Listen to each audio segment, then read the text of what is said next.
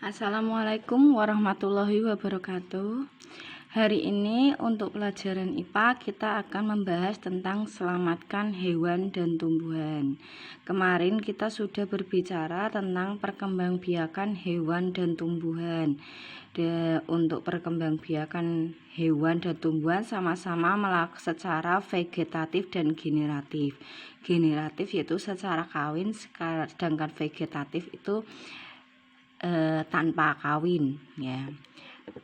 Yang kita bicarakan hari ini selamatkan hewan dan tumbuhan.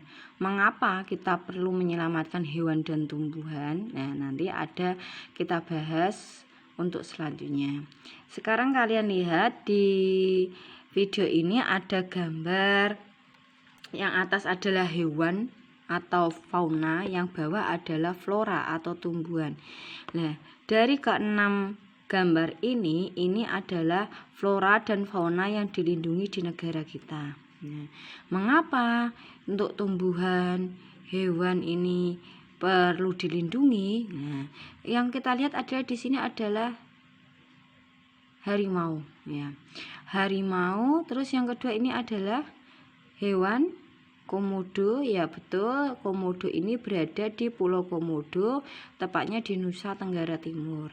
Yang ketiga ini adalah hewan gajah. Nah, hewan gajah sering kita temui apalagi kalau kita berada di kebun binatang.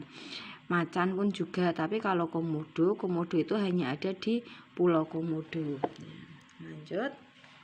Untuk yang flora ini namanya Rafflesia arnoldi ya.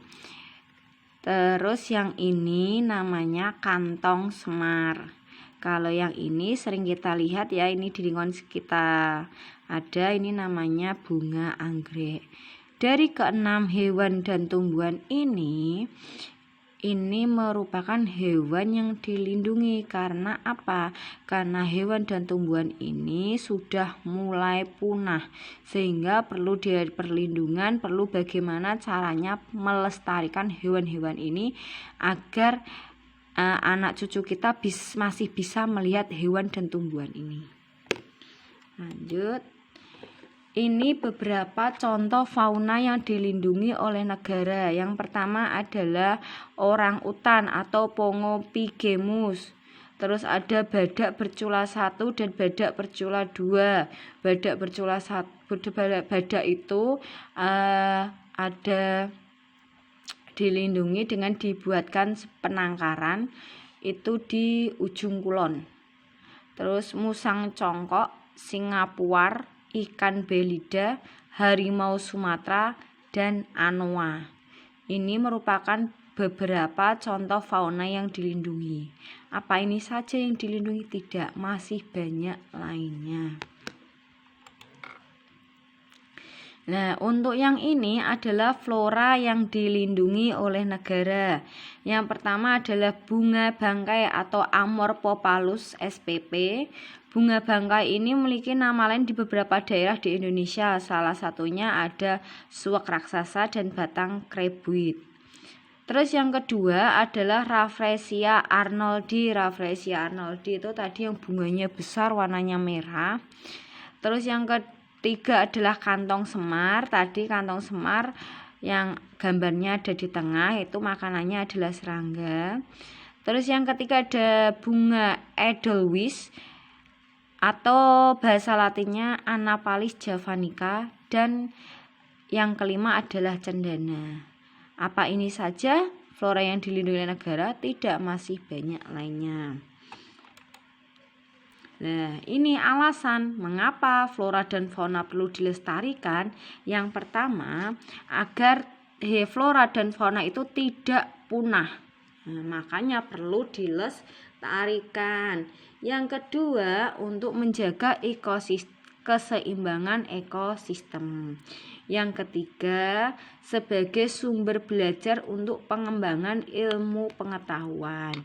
Itu alasan mengapa flora dan fauna perlu dilestarikan. Lanjut, sekarang upaya yang dilakukan untuk melestarikan fauna atau hewan. Yang pertama, kita perlu memahami pentingnya pelestarian hewan. Misalnya, bagaimana cara merawat hewan, bagaimana cara memelihara. Misalnya kalau kita tidak mampu, ya kita jangan memelihara hewan tersebut. Berikan kepada orang yang lebih ahli. Terus untuk yang kedua yaitu membuat tempat penangkaran. Penangkaran di sini ada dua, yaitu in situ dan ex situ. In situ di sini yaitu penangkaran di habitat asli atau di tempatnya. Jadi tempatnya itu tidak diubah, tidak dipindah. Contohnya itu taman nasional seperti hewan komodo tadi, itu penangkarannya adalah penangkaran in situ, yaitu di tempat tinggalnya sendiri, di habitat aslinya. Kemudian ada suaka marga satwa. Ini suaka marga satwa adalah suatu penangkaran digunakan untuk melestarikan atau memelihara fauna dan hutan lindung. Terus untuk yang ex situ di sini yaitu penangkaran di luar habitat asli. Misalnya seperti gajah dipindah ke kebun binatang, berarti itu sudah penangkaran ex situ. Seperti sekarang banyak sekali penangkaran buaya-buaya, itu penangkaran ex situ. Contohnya di sini adalah kebun binatang dan taman safari. Yang ketiga, upaya yang dilakukan untuk melestarikan fauna yaitu tidak melakukan pemburuan liar dan jual beli hewan langka.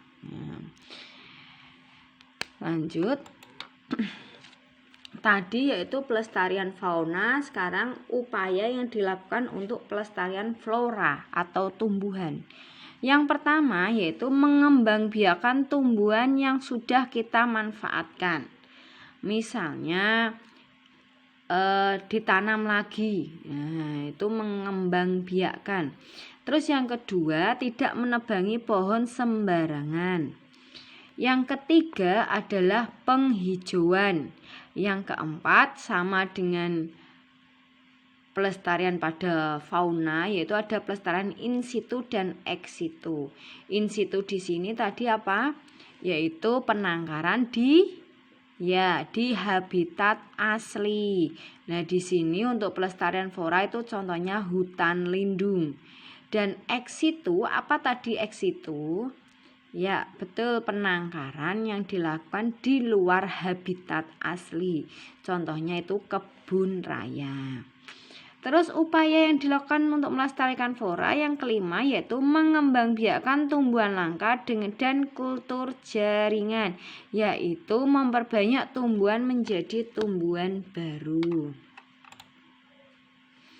Sekarang sudah tadi untuk penjelasan Bu Dewi tentang pelestarian flora dan fauna. Sekarang tugas kalian mengerjakan latihan soal ini 1-5. Ditulis soalnya sebelumnya, silahkan catat materinya terlebih dahulu. Untuk latihan soal silahkan dikerjakan di buku tugas. Ingat diberi tanggal penulisan, tanggal soal latihan soalnya, dan ditulis nama mapelnya. Nah, ditaruh di buku tugas. Nanti untuk tugas hari ini dikumpulkan pada hari Kamis, ya. Sekian informasi dari Bu Dewi, penjelasan dari Bu Dewi. Silahkan mengerjakan tugasnya. Gunanya untuk apa? Gunanya kalian bisa belajar kembali. Sekian dari Bu Dewi. Wassalamualaikum warahmatullahi wabarakatuh.